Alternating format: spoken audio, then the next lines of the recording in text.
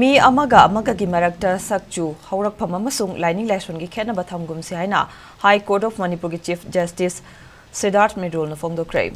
International Day for the Elimination of Racial Discrimination ga mari lenina Manipur Human Rights Commission na sinduna Human Rights Week palan gi manung chana pangthokliba debate competition da makok mathang taribasingda mana matum yenthokpagi ngasi Hotel Imphal gi sangai hol da pangthokiba thoramda wangaluduna Siddarth Mridul hai Mioiba masel ki marakta amana amabu hanthana yengbagi hainabi thadokadabani Mioiba khodimak chap manaba right lady ekoi masel ki marakta khetnabagi wakhalona khunai asida asoiba kya thokhallakkani thauram gi manung chana debate competition da makok mathang taraklabasingda certificate memento amadi achamba khudol potsing piduna pungning thogatki Thauramadu Manipur Human Rights Commission ki Chairperson Justice U.B. Saha, Commissioner Sigi Member Kangjam Khagendra Singh, Learned Advocate General Manipur Hizam Leninshu Sarwyaki.